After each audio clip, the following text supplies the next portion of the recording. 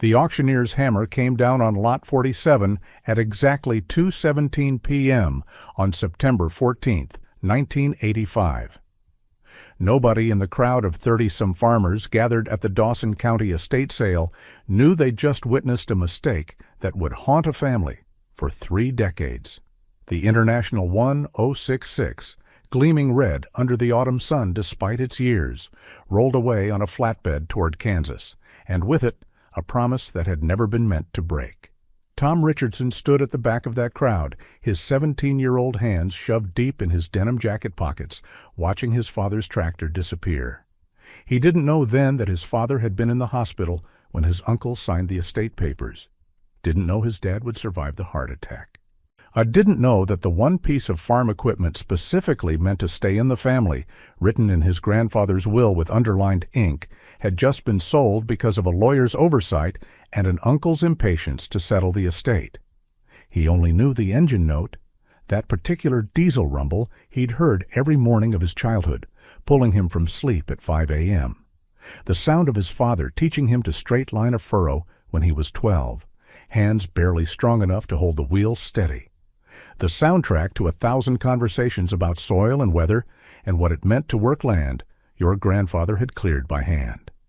Gone.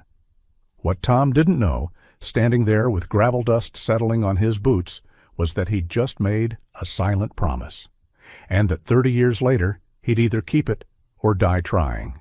When his father came home from the hospital 6 weeks later, 20 pounds lighter and under strict orders to avoid stress, Tom remembered the exact moment his dad walked into the machine shed and saw the empty space where the 1066 had always sat.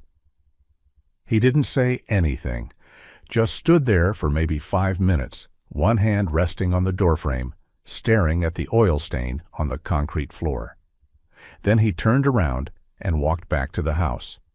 They never talked about it, not directly. But Tom saw how his father would pause the truck sometimes when they passed an International in a field, eyes tracking the red paint until it disappeared from the rear view. Saw him flip past certain pages in the farm magazines a little too quickly when the 1066 model showed up in vintage tractor features. Unnoticed how he'd go quiet at the mention of his own father, the man who'd bought that tractor brand new in 1971 with money saved from 5 good wheat harvests. The unspoken grief became part of the family landscape, like the cottonwood his grandmother had planted or the fence line that always needed mending. You worked around it. You didn't name it. Tom went to agricultural college, came back, started farming his own acres, got married, had kids. Built a life that looked from the outside like every other multi-generational farming operation in Nebraska. But he kept a file folder in his desk drawer, a thin manila folder that started with just the bill of sale from that 1985 auction, Lot 47, International 1066, serial number 2510238U014826, sold to J.T. Morrison of Hays, Kansas for $4,800. Every few years, he'd add something to that folder. A photocopy of his grandfather's will with the tractor mentioned specifically. A letter from the auction house confirming the sale. Notes from phone calls to farm equipment dealers across 3 states. A blurry photograph from a county fair in 1973 showing his grandfather standing next to the 1066, one hand on the front tire, grinning like he'd just been dealt a royal flush. His father died in March of 2003, a cold morning when the ground was still too frozen to work. Tom was 44 years old.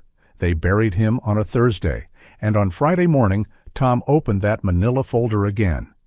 It had grown thicker over the years, but it still held more questions than answers. J.T. Morrison had been a dead end. The man had moved to Oklahoma in 1987 and died in a car accident in 1989. The tractor had been sold at his estate sale, no records of who bought it. The trail went cold in a Tulsa auction yard 24 years earlier. But something shifted after his father's funeral. Maybe it was the weight of unfinished business, or maybe it was just that Tom had more time now, his own son capable of handling the spring planting. Either way, the search that had been a background hum for 18 years became an obsession. He started with the Oklahoma lead, calling every tractor restoration shop and farm equipment dealer between Tulsa and the Texas border. Most conversations went nowhere, but in late April, a parts supplier in Stillwater mentioned a guy who collected international harvesters, ran a small museum of sorts on his property. Might know something, might have records. The guy's name was Dale Hutchins, and he kept meticulous notes on every red tractor within a 3-state radius. When Tom drove down to see him on a Saturday in May, Dale pulled out 3 filing cabinets worth of documentation. They spent 6 hours going through sales records, registration transfers, estate liquidations. And there, in a stack of papers from a 1992 auction, they found it. International 1, 066, serial number matching, sold to a farmer named Robert Caldwell from Amarillo, Texas. Tom's hand shook when he copied down the information. 18 years of looking, and suddenly there was a name, an address, a thread to pull. Robert Caldwell was 72 years old when Tom tracked him to a nursing home in Amarillo. The tractor? Oh, he'd sold that years ago. Needed to downsize when he couldn't farm anymore. Sold it to his neighbor's son, though he couldn't quite remember the name. Something with a B, maybe. But the neighbor had moved away after the drought in 2006, and nobody knew where. Another dead end. But Tom had tasted progress now, and he couldn't let it go. He hired a private investigator, not for a missing person, for a missing tractor. The PI thought he was crazy at first until Tom explained what the machine meant, what it represented. The investigator had lost his own father the year before. He understood about unfinished business. It took 9 months and cost Tom more than he'd spent on his daughter's first year of college, but the investigator found the neighbor's son, Brandon Weathers, living in Las Cruces, New Mexico, running a landscaping business. The tractor? He'd sold it when he moved south. Didn't need farm equipment for landscaping work. Sold it to a collector somewhere in Colorado. Couldn't remember the details, but he'd have to check his old records. 3 weeks later, an email arrived with a scanned receipt. The tractor had been sold in 2009 to Mountain Valley Tractor Restoration in Durango, Colorado. Tom drove there on a Tuesday morning, didn't tell anyone where he was going. Mountain Valley Tractor Restoration turned out to be a sprawling property with maybe 60 vintage tractors in various states of repair scattered across 5 acres.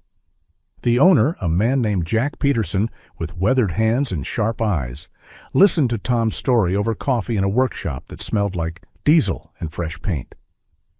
"I remember that one," Jack said finally. "Brought it back to factory spec. Gorgeous machine. Serial numbers burned in my memory because it took me 8 months to source the right parts." "Do you still have it?" "Sold it 3 years ago." Tom felt something crack inside his chest. So close, always so close. "But I know where it went," Jack continued, pulling out a business ledger. "Sold it to a museum, the Heritage Farm Museum up in Greeley. They were building a collection of international harvesters from the 70s, paid top dollar for it. The Heritage Farm Museum was open Tuesday through Saturday, 10 a.m. to 4 p.m. Tom sat in his truck in the parking lot for 20 minutes before he could make himself walk to the entrance. 30 years of searching. 30 years of that manila folder getting thicker. 30 years of his father's silence about an oil stain on a concrete floor. And the museum director was a woman in her 50s named Margaret Chen. She knew the 1066 intimately. It was one of the centerpieces of their 1970s agricultural display. And yes, she understood what it meant to Tom. She'd helped families reunite with family heirlooms before. But there was a problem. The museum's board had a strict policy. Nothing in the permanent collection could be sold. They'd invested too much in building a comprehensive educational resource.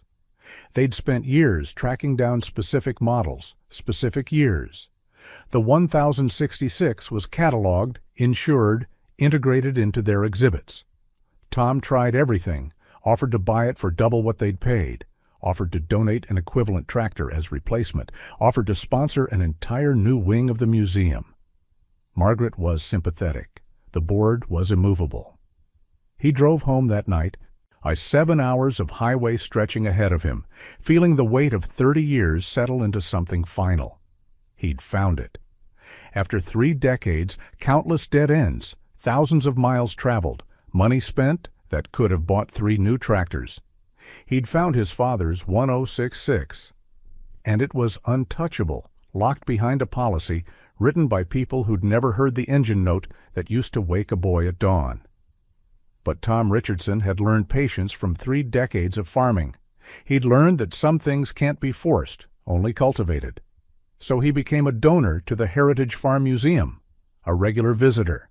He volunteered for their spring planting demonstration days, teaching kids how to straight line a furrow the way his father had taught him. And he waited. He made friends with Margaret Chen, with the other volunteers, with board members. He shared the full story of the tractor, not just the mistake and the search, but what his grandfather had been like, the kind of man who underlined phrases in his will because words mattered. He brought photographs, showed them the file folder that had tracked a 30-year journey. 2 years later, in 2016, the museum board met to discuss their acquisition policies. Tom wasn't at that meeting, didn't even know it was happening. But Margaret Chen presented a proposal. The Heritage Farm Museum existed to preserve agricultural heritage, but heritage wasn't just about machines. It was about the families who used them, the stories passed down, the connections that made a tractor more than just metal and horsepower. The proposal passed 6 votes to 3. Yet the museum would allow family reunification under specific circumstances, with specific protections. Tom Richardson would become the first case. The call came on a Thursday afternoon. Tom was in his own machine shed, working on a combine, when his phone rang. Margaret's voice was careful, professional, but he could hear the smile underneath. "We'd like to discuss terms for the transfer of the 1066 to your ownership." He didn't remember what he said, didn't remember the drive to Greeley the next morning, though he must have made it because he woke up in a hotel room 5 blocks from the museum.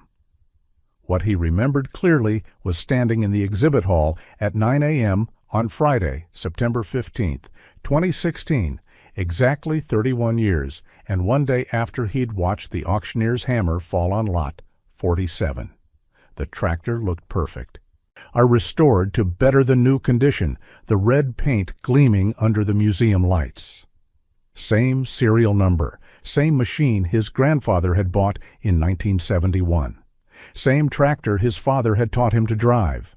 Same engine note that had been silent in his life for 3 decades. The museum had conditions. Tom had to agree to maintain it to museum standards, had to loan it back for specific educational events, had to document its history for their archives. He agreed to everything without hesitation, signed papers with hands that shook worse than they had when he'd first found Dale Hutchins and his filing cabinets. They let him start it up right there in the museum. The engine turned over on the first try, that distinctive diesel rumble filling the hall, and Tom sat in the seat his father had sat in for 14 years. On the seat where he'd learned that straight furrows mattered, that land was a trust, not a possession, that some mistakes could be undone if you were patient enough, stubborn enough, determined enough to never let go. The 1066 sits in Tom's machine shed now, in the exact spot where his father stood and stared at an oil stain in 1985. It's not a working tractor, too valuable, too meaningful, too weighted with the accumulated gravity of 31 years of searching. But Tom starts it up sometimes, usually early morning when the light comes through the shed door the way it used to when he was 17. His grandson asked him once why he spent so much time and money tracking down an old tractor. There were newer models, better machines, equipment that could do twice the work in half the time. Tom showed him the file folder, in thick now with documentation, showed him the photograph of his great-great-grandfather standing next to the 1066 in 1973. Explained about promises kept and promises broken, about the weight of mistakes, about how 30 years could pass in a moment when you're watching your father's legacy roll away on a flatbed truck. Some things aren't about efficiency, he said. Some things are about refusing to accept that wrong can't be made right. The grandson didn't fully understand. He was only 12, the same age Tom had been when his father first let him take the wheel. But he will. Someday he'll stand in this shed and understand why his grandfather spent 3 decades tracking down a machine that, on paper, was just a 1966 to 1976 International Harvester 1 066 with 106 horsepower and a 6-cylinder diesel engine. And if that day ever comes, Tom will hand him the keys, tell him to listen to the engine note, and ask him what promises are worth.